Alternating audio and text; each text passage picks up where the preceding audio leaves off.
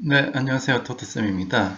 오늘은 그 연료전지 설계, 그 중에서 이제 CFD라고 알려진 즉 컴퓨테이셔널 이제 플루이드 다이나믹스, 우리가 이제 컴퓨터로 이제 이런 유체역학 문제를 풀어서 실제로 이제 이런 연료전지 응용하는 그런 해석 방법에 대해서 주로 살펴보도록 하겠습니다.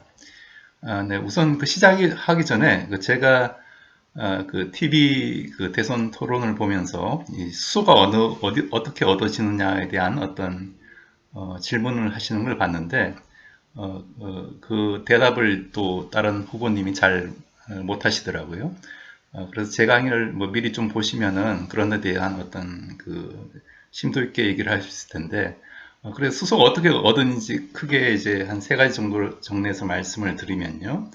여러분들 이제 아시겠지만 크게 이제 그 수소는 그 부생수소라고 해서 어떤 그 케미칼 플란트에서 화학 공장에서 나오는 수소가 있는데 즉 나프타를 분해하는 즉 원유를 가지고 이런 그 석유화학 부산물을 만드는 그런 걸 이제 나프타를 분해하는 공정이라고 얘기를 하는데 그 공정에서 나오는 이제 수소가 있고요. 그 다음에 또 이런 클로로 알칼리 산업이라고 해서 가정소다, PVC 이런 걸 만드는 즉 해수를 바닷물을 전기 분해해서 만드는 공정에서 또 나눈 수소들이 있습니다. 그걸 이제 부생수소라고 하고 그 다음에는 그 천연가스 즉 메탄이죠. 메탄을 가지고 천연가스의 주성분이 메탄인데 CH4죠. 메탄을 가지고 여기서 이제 C 본드를 이제 떼내서 수소를 만드는 그런 방법이 있습니다. 이걸 이제 그 계질수소 라고 얘기를 하고 이제 스팀 리포밍 방법이라고 얘기를 합니다. 그래서 대부분의 현재 얻어진 수소는 그 계질 수소가 많고요. 그 다음에 이제 부생 수소가 많고, 그 다음에 이제 가장 어떤 경제적인 그 효용으로서 떨어지는 부분이 현재 그 수전의 방법인데, 물을 전기 분해해서 이제 수소를 얻는 방법이죠. 근데 항상 이제 물을 전기 분해하려면 이제 에너지가 필요하니까 그 에너지가 나중에 이제 다시 수소를 가지고 연료전지 발전해서 얻는 에너지랑 같습니다. 그래서 어떻게 보면 에너지가 이제 이중으로 들어가는 셈이죠. 수소를 얻기 위해서 에너지를 투입해야 되고 그 에너지를 가지고 나중에 수소를 만들 때 그 에너지를 또 다 얻지 못하고 로스가 절반 이상이 로스로 이제 없어지게 되니까 상당히 이제 어떻게 보면 이제 비효율적인 그런 프로세스라고 봅니다. 그렇지만 현재 유일하게 이런 그 친환경적인 즉 CO2가 배출되지 않는 그런 수소를 얻는 방법이 이런 수전의 방법이고 그래서 이런 수전의 효율도 앞으로 많이 그 개선을 해야 되고 또 그 수전해를 하기 위한 전기도 우리가 친환경적인 리니어블 에너지로부터 얻는 그런 방법을 이제 그 계속 확대를 해야지 진정한 어떤 친환경을 할 수가 있는데 근데 문제는 이제 이게 다가 아니라 결과적으로 그런 전기 에너지를 얻기 위해서는 이 리니어블 에너지만으로는 안 되고 전반적인 어떤 기저 발전을 역할을 하는 그런 에너지 소스가 필요하다. 그래서 그런 에너지 소스가 SMR 현재는 이제 원전이 대체하고 있는데 원전이 하고 있는데 그 원전의 역할을 소형 원자로나 혹은 그 핵융합 발전을 통해서도 할 수가 있을 거라고 생각이 되어집니다. 물론 아직까지 많은 어떤 기술 개발이나 투자가 이제 진행돼야 될 그런 시점이라고 이제 생각이 되어지고요. 네, 일단은 뭐 인트로덕션 좀 길었는데 그럼 오늘 내용을 한번 시작해 보도록 하겠습니다. 네, 그럼 간단하게 다시 이 연료전지의 원리에 대해서부터 한번 출발해 보도록 하겠습니다. 연료전지라는 게 이런 그 수소가 이제 들어오고 혹은 뭐 이런 메탄이 들어와야 되는데 메탄 같은 건 이제 고온에서 작동되는 그런 SOFC 같은 혹은 그런 그 고온 연료전지의 어떤 원료가 됩니다. 그래서 일단은 그 수소가 들어온다고 보고요. 이 수소가 백금 촉매층과 만나서 이게 이제 해리가 된다고 했죠. 해리가 되고 이 해리가 되는 이유는 이 해리가 되는 상태가 더 에너지가 낮은 상태이기 때문입니다. 그래서 깁스 프리 에너지 차이로 이게 자발적으로 이제 해리가 되는데 이 사이에 에너지 배리어가 있다고 했죠. 이 에너지 배리어를 낮춰주는 그런 역할을 하는 게 바로 이 백금 PT의 촉매의 역할이라고 지난 시간에 말씀을 드렸고요. 그래서 이때 해리된 그 양성자가 이 멤브레인을 통해서 넘어가게 되고 반대극에서 즉 양극에서 이 산소 기체와 만나서 또 넘어온 외부 서큐트 타고 넘어온 전자와 만나서 이제 물이 바뀌는 이 반응이 일어나게 됩니다. 그래서 이걸 수소가 산화되는 이 반응 우리가 HOR, 하이드로전 옥시데이션 리액션이라고 하고, 이제 그다음 산소가 이제 환원되는 반응 옥시전 리덕션 리액션이라고 해서 이 ORR 반응이 HOR 반응보다 이제 훨씬 이제 느리다고 말씀을 드렸습니다. 그래서 속도가 느리기 때문에 주로 이쪽의 어떤 그 반응을 우리가 개선을 해야지만 전체적인 어떤 연료전지 효율을 개선을 할 수가 있고요. 그래서 이 전체 수소와 이 수소 기체와 산소 기체의 어떤 에너지 상태가 이 물의 에너지 상태보다 정기적으로 따지면 1.23 일렉트론 볼트만큼 더 이제 높은 상태이기 때문에 우리가 이 에너지를 이 반응으로 인해서 이제 외부로 이제 끄집어낼 수 있는 그런 에너지원이 된다고 말씀을 드렸습니다. 그래서 어떤 분이 이제 이 수소가 그럼 왜 이런 백금 촉매에 붙게 되느냐, 그걸 질문을 하신 분이 있는데, 이게 이제 붙은 상태가 더 에너지가 낮기 때문에 붙게 되는 그런 반응이고요. 그리고 이 실제로는 이제 그 수소 기체가 뭐 굉장히 어떤 분자의 운동 에너지가 큰 상태겠죠. 그래서 근데 이게 붙고 나면 운동 에너지를 잃어버리니까 그 에너지 차이만큼이 열로 이제 또 방출되게 됩니다. 그리고 이 붙은 상태에서는 어떤 그 결합 에너지 있겠죠. 그래서 그 결합 에너지만큼이 또 이제 열로 방출이 되고요. 그래서 이 수소가 기체 상태로 있는 것보다 이 촉매와 이렇게 붙어서 PT와 H2가 이렇게 붙어 있는 이 상태가 더 흡착이 된 상태가 또 에너지가 낮은 상태라고 보시면 되고, 여기서 다시 이 수소가 전자를 잃어버리고 양성자와 일렉트론으로 바뀌는 분리된 그 상태로가 가는 게 또 에너지가 더 낮은 상태라고 보시면 되겠습니다. 그래서 실제로 이제 액티베이션 배리어를 이런 식으로 그렸지만, 이게 어떻게 보면은 이런 두 가지 스텝이 이제 나눠 있다고 이제 생각을 할 수가 있겠습니다. 네, 그리고 이번 시간에는 주로 이제 제가 저온용 연료전지, 물론 PEMFC에 대해서 말씀을 드릴 거고요. 물론 이런 CFD 시뮬레이션이 다른 모든 종류의 연료전지에 대해서 다 가능합니다. 그렇지만 일단은 그 설명을 좀 쉽게 하기 위해서 이 PEMFC를 기준으로 해서 말씀을 드리고, PEMFC의 전해질은 그 나피온이라고 알려진 이 그 수소 이온이 통과하는 프로톤 컨덕티브 멤브레인이 되겠습니다. 그래서 이 나피온은 항상 수소 이온이, 즉 양성자가 전도할 때 이 물 분자를 같이 이제 끌고 가게 되죠. 그래서 물이 이제 소화가 돼야지 동작을 한다는 그런 또 특성이 있고요. 그래서 촉면에 백금을 쓰고 연료로는 이제 수소가 사용되고, 그리고 바로 이제 메탄올, CH3OH가 메탄올인데, 이 메탄올을 쓸 수 있는 게 또 같은 이런 그 PEMFC 방식이 되겠습니다. 그래서 메탄올을 연료로 쓸 때 이걸 우리가 Direct Methanol Fuel Cell이라고 해서 DMFC라고 별도로 이제 이름을 붙이고요. 작동 온도는 한 60도에서 80도 내외 정도가 이제 되겠습니다. 그래서 이런 연료전지의 어떤 설계 파라미터를 보시면은 크게는 이제 우리가 연료전지 뭐 크기를 정해야겠죠. 우리가 원하는 이 크기는 이제 실제적인 어떤 연료전지 크기도 될 수가 있지만, 어떤 몇 와트, 전기적인 파워가 몇 와트냐, 예를 들어 뭐 20와트면은 그 20와트를 우리가 설계하기 위해서 여러 가지 어떤 파라미터를 이제 정해야 될 겁니다. 그럼 어떤 파라미터가 있냐면은 이런 그 유로의 구조도 있고요. 그 다음에 전해질과 이런 촉매 어떤 두께, 이런 것들이 이제 다 파라미터가 될 수가 있습니다.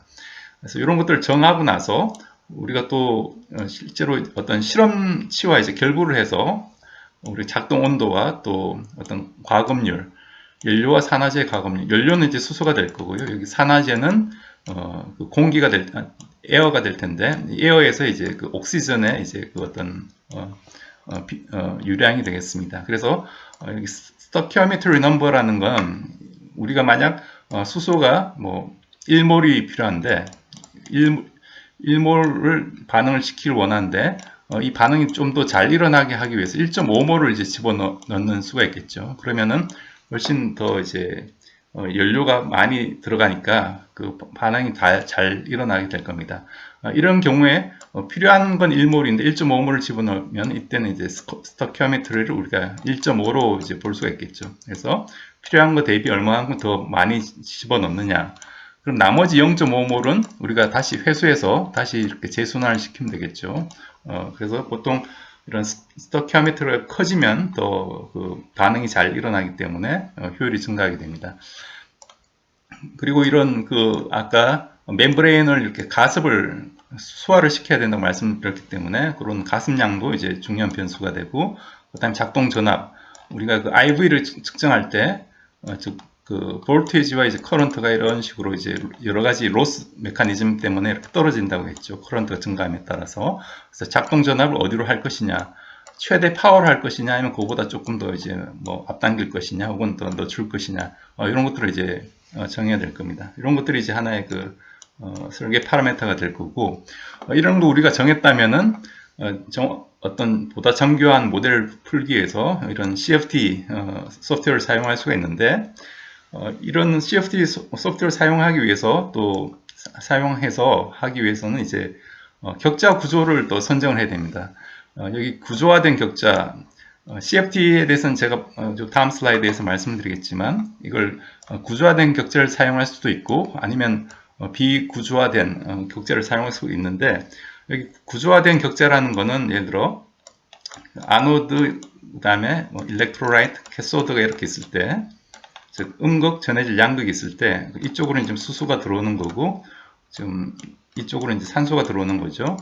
그러면은 이 벌티컬한 방향으로는 좀 그리드를 크게 설계해도 되고, 대신에 이런 호라이즌탈한 방향에서는 이제 그리드를 조금 더 크게 듬성듬성하게 설계를 하고, 이런 그 벌티컬한 방향엔 촘촘하게 설계를 하면은 이쪽으로는 이제 그 화학 반응이 일어나니까 이쪽으로 그 어떤 농도나 혹은 압력 변화가 클 겁니다. 농도 변화나 혹은 뭐 일렉트릭 포텐셜 같은 변화가 이쪽으로는 크지만 이쪽으로는 거의 이제 큰 변화가 없겠죠. 그렇기 때문에 이쪽으로는 그리드를 이제 크게 잡고 이쪽으로 이제 작게 잡음으로써 이런 그리드를 우리가 구조화된 스트럭처드 그리드라고 얘기를 합니다.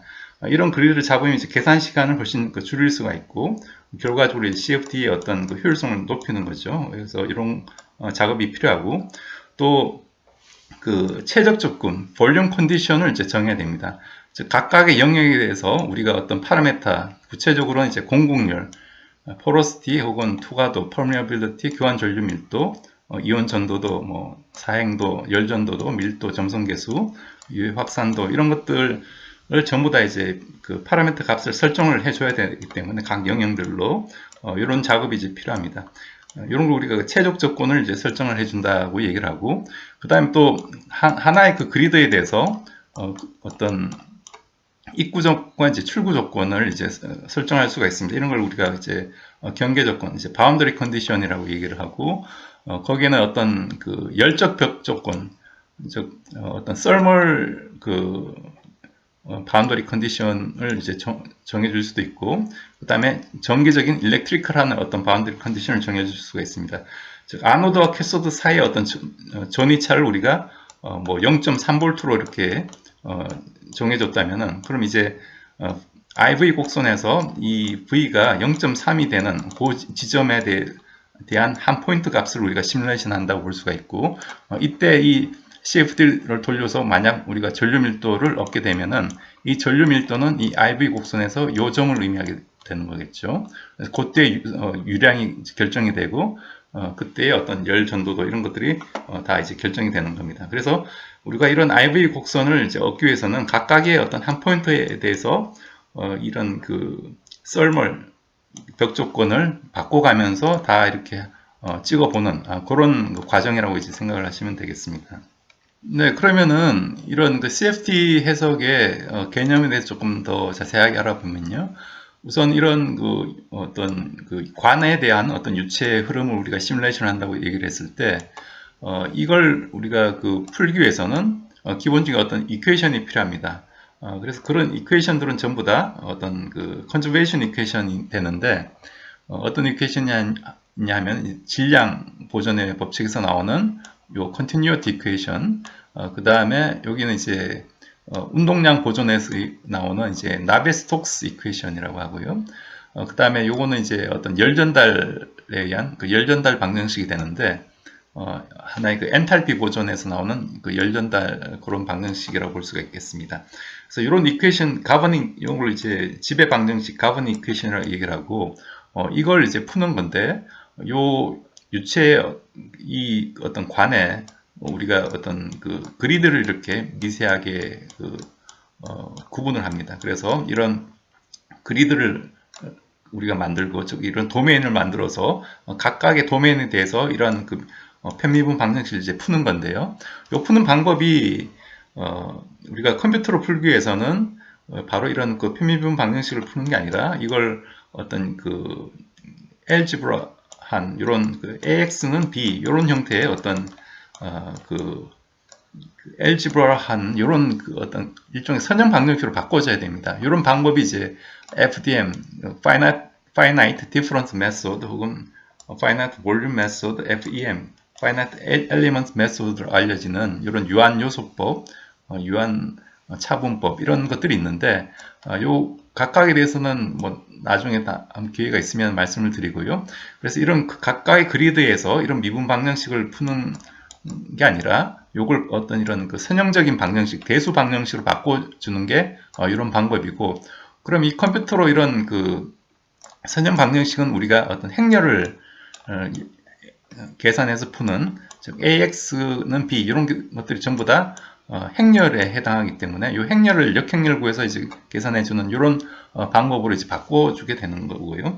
이 방법은 이제 뭐 이런 그 컴퓨터 알고리즘에서 잘 알려져 있기 때문에 이건 이제 쉽게 우리가 풀 수가 있고, 그래서 이런 이퀘이션을 풀어가지고 다시 이제 비주얼라이즈 하는 그런 시퀀스를 따라가게 됩니다.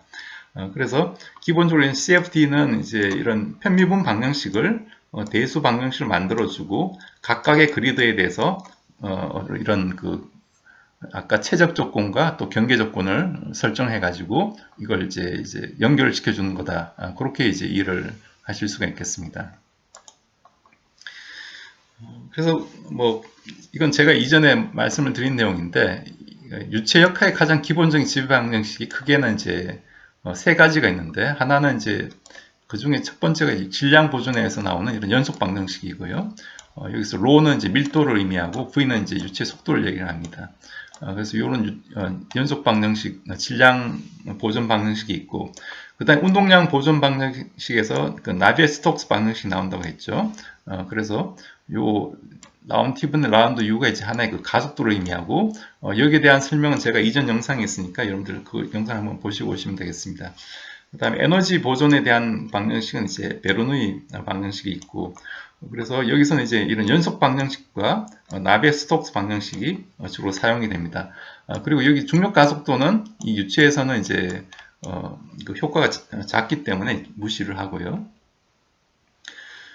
네, 지난 시간에 이제 이전 영상 여러분들 보시고 오시면 이런 나비에-스톡스 방정식에 대해서 자세하게 이제 말씀을 드렸습니다. 그걸 다시 한번 참조를 하시고요. 여기서 이제 비압축성 유체에 대해서는 이런 형태로 어떤 그 대류에 대한 전달, 즉 유체에 어떤 가속도를 주는 영향이, 즉 힘을 주는 영향이 이런 그 대류에 의한 효과, 그 다음에 어떤 그 압력 차에 의한 효과, 그 다음에 여기서는 이제 그 전단 응력에 의한 어떤 시어 스트레스에 의한 효과, 이런 것들이 이제 있게 된다. 이제 그게 이제 나베스톡스 방정식의 주 내용이고요. 이런 것들을 이제 우리가 이런 연료전지에서는 다음과 같은 이러한 대여섯 가지 어떤 지배 방정식으로 요약할 수가 있는데, 여기 매스 질량 보존의 법칙에서 아까 로가 있는데, 이 로에다가 입실론을 이제 곱했습니다. 입실론은 공공률을 얘기를 하고요. 즉 이제 포로시티, 얼마나 포로스하느냐. 입실론이 1이면은 완전히 이제 뻥 뚫려 있다는 얘기고, 입실론이 0.4면 한 0.4만큼 그 공간에 물질이 채워져 있다. 그런 얘기가 됩니다. 그래서 이 밀도를 조금 보정하는 그런 양이 되고, 이런 것들이 이제 역시 나비에-스톡스 방정식으로부터 이제 모멘텀에 대한 그런 식도 나오고, 그 다음에 어떤 스피시스 매스라고 해서 어떤 새로운 어떤 그 물질이 만들어지면, 예를 들어 수소가 뭐 물로 이렇게 수소가 없어져서 뭐 이제 물로 바뀌게 되죠. 그럼 이제 이 아노드 극에 그 수소가 들어와서 양성자로 바뀌어서 넘어가서 이제 캐소드 극에 이제 물이 생기게 되는데, 이 물이 다시 그 전해질을 타고 넘어올 수가 있습니다. 이걸 우리가 그 백 디퓨전이라고 얘기를 하는데, 역확산된 물이 다시 아노드 극에 들어올 수가 있죠. 그런 경우에 이제 이런 새로운 어떤 그 물질이 생성된 거니까 그런 영향을 다시 이제 보정한 이제 그 질량 보존의 방정식을 볼 수가 있고요. 그 다음에 이런 차지 컨저베이션, 이렇게 수소가 넘어가면은 그만큼 전하를 갖는 이제 산소와 만나서 산소가 이제 없어지는 거죠. 그래서 항상 이 전하는 이제 보존돼야 되는 그런 차지 컨저베이션 이퀘이션이 있고, 그 다음에 일렉트로케미스트에서 나오는 이제 버틀러 벌머식이 있죠. 그래서 요거는 이제 버틀러 벌머식을 이렇게 이제 표현한 그 내용이 되겠습니다.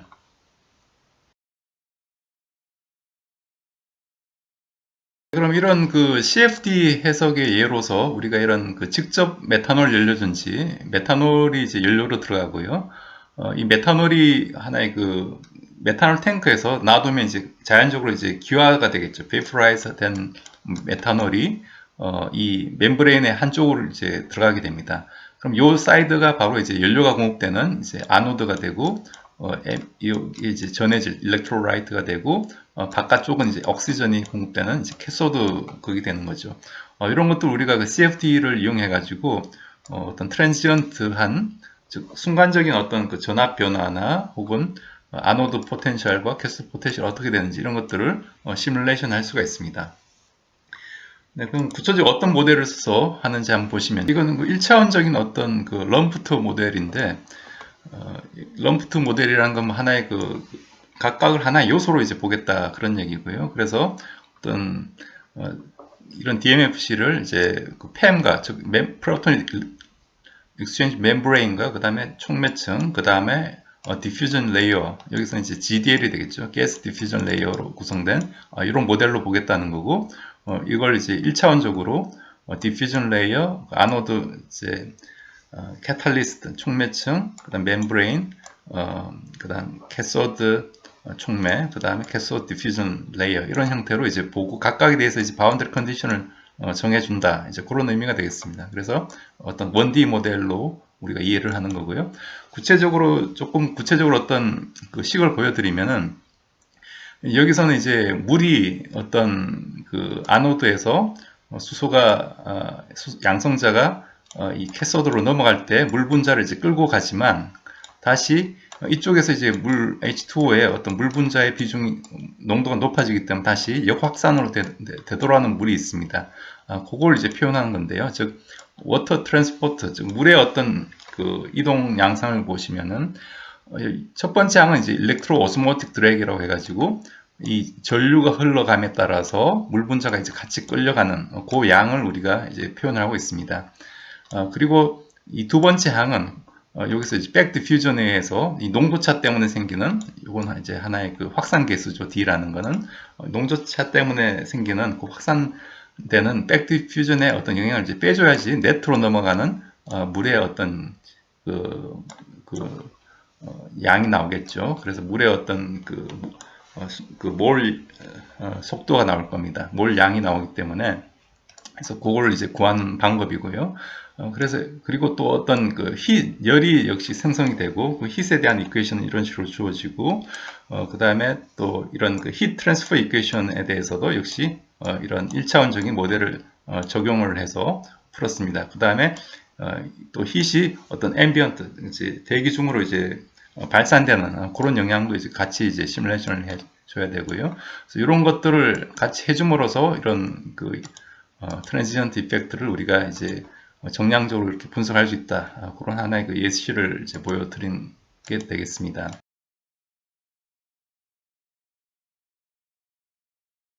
네, 그럼 이런 그 시뮬레이션이 끝났으면 이거 실제 어떤 우리가 그 유로를 설계하고, 그다음에 그것으로 만든 그 스택을 실제 어떤 실험적으로 성능을 이제 평가를 해야 됩니다. 그래서 성능을 평가를 해서 이런 구체적으로 오버 포텐셜 양, 즉 볼테이지도 측정하고 뭐 임피던스 값도 측정하고 이런 볼테이지 플럭추에이션도 측정을 해서 우리가 시뮬레이션 할 때 넣어준 그 파라미터와 잘 맞는지를 다시 그 파라미터를 추출해서 다시 이제 피드백을 해줘야 되고요.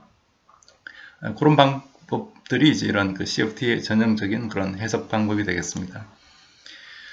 네, 그리고 이런 그 CFD를 이용해서 가장 대표적으로는 그 플로우 채널, 즉 유로를 설계할 수가 있는데, 이런 그 분리판에 그 가스가 흘러가는 요 길을 우리가 그 플로우 채널이라고 얘기를 한다고 했죠. 혹은 플로우 패스라고 얘기를 한다고 말씀을 드렸는데, 이런 그 플로우 채널을 디자인하기 위해서는 일단 이런 분리판 자체가 전기적 전도도가 좋아야겠죠. 그 다음에 어떤 코로전 리지스턴스, 즉 부식이 잘 안 돼야 되고, 열 전도도 줘야 됩니다. 그 다음에 이런 수소나 기체를 잘 투과시키지 않아야겠죠. 그 다음에 단단해야 되고, 미케니컬 스트렝스가 있어야 되고, 가벼워야 되고, 또 볼륨 자체도 이제 얇아야 됩니다.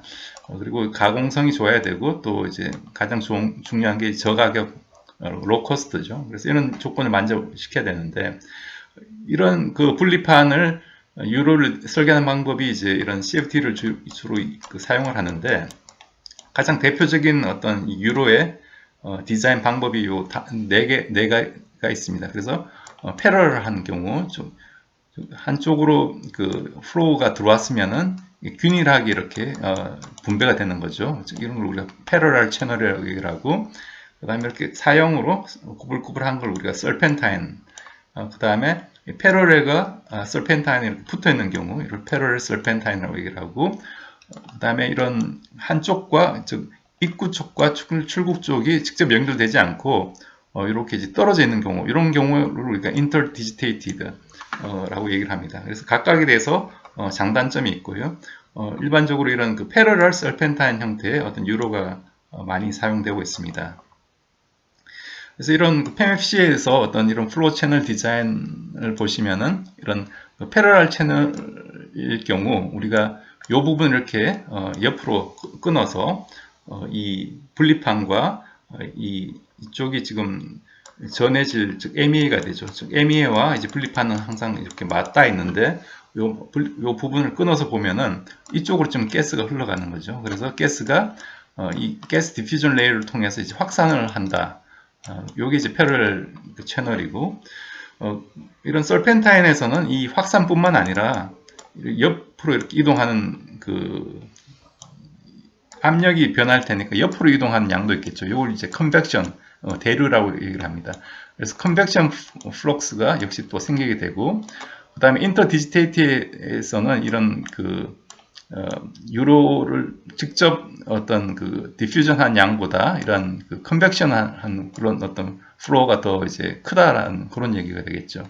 그래서 각각의 어떤 그 설계 타입에 대해서 어떤 그 물질의 어떤 전달 메커니즘도 서로 이제 차이가 나게 되겠습니다.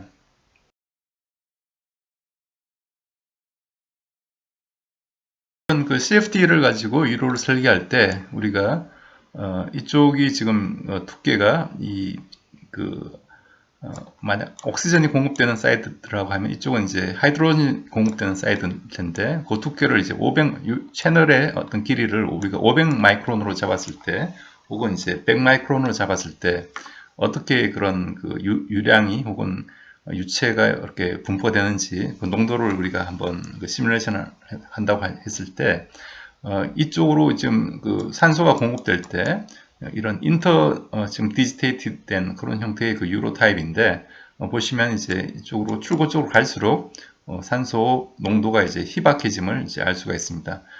근데 이걸 만약 요 채널 간격을 100 마이크론 줄였을 때는 그 값이 훨씬 더 이렇게 좀 스무스하게 이렇게 변하는 걸 알 수가 있고요. 이런 것들을 우리가 이런 CFD 해설을 통해 가지고 어떤 최적의 어떤 유로 디자인을 하는데 이용이 될 수가 있습니다. 네, 그래서 끝으로 이런 그 CFD를 이용해서 우리가 유로를 설계하고 이런 것들을 이제 CFD 어널리시스 통해 가지고 밸리데이션을 하고 그다음 실제 이걸 만들어 봐야겠죠. 그래서 실제 어떤 분리판을 만들고 그 MEA를 가지고 우리가 실험을 해서 과연 이 모델이 잘 맞는지 검증하고 다시 이런 파라미터를 다시 추출해 가지고 다시 또 집어넣고 해서 이런 순환 과정을 계속 거치게 됩니다. 네, 그래서 이런 그 CA 툴로는 뭐 카티아, 여러분들 많이 잘 아시는 카티아라는 것도 있고, 스타 CD 혹은 여러 가지 다른 툴들이 있습니다. 그래서 이런 것들을 가지고 우리가 그 CFD를 할 수가 있는데, 이런 그 CFD를 하는 그 소프트웨어 자체가 굉장히 그 가격이 비싸고요. 라이선스 비용이 뭐 1년에 수백만 원이 되니까 이런 것들도 조금 더 이제 우리가 국산화된 그런 그 CFD 툴이 나와야 되고 또 이걸 조금 더 이제 저 가격에 이제 공급할 수 있는 그런 회사들이 나와야지 또 이런 그 연료전지나 이런 수소 관련된 산업이 이제 발전을 할 수 있다고 생각이 되어집니다. 네, 여러분들 오늘 제 강의 어떻게 보셨는지 모르겠습니다. 이 CFD 분야가 사실 뭐 굉장히 그 광범위하고 또 전문가들도 이제 많은 걸로 알고 있는데요. 사실 이런 그 CFD 하나만 잘 해도 충분히 이제 그 먹고 사는 그런 방법이 되는 거죠. 그렇지만 이런 그 CFD 툴 자체가 아직까지 뭐 국산화된 게 없고 또 사용하기에도 굉장히 고비용이 들고 또 이제 복잡하다는 그런 단점이 있습니다. 그래서 이런 것들을 조금 더 이제 그 유저 프렌들리하게 개발하는 것도 하나의 이런 수소 경제로 가는 중요한 그런 하나의 그 방안이라고 생각이 되어지고 또 그런 데 대해서 아직 많은 할 일들이 아직 남아있다고 저는 생각이 되어집니다. 네, 그럼 오늘 제 강의는 이 정도로 마치고요. 여러분들 뭐 궁금하거나 또 더 알고 싶은 내용이 있으시면은 댓글로 남겨주시면 감사하겠습니다. 네, 그럼 또 즐거운 주말 되시고 저는 다음번에 더 나은 영상으로 뵙도록 하겠습니다. 네, 그럼 또 즐거운 한 주 되시기 바라겠습니다. 감사합니다.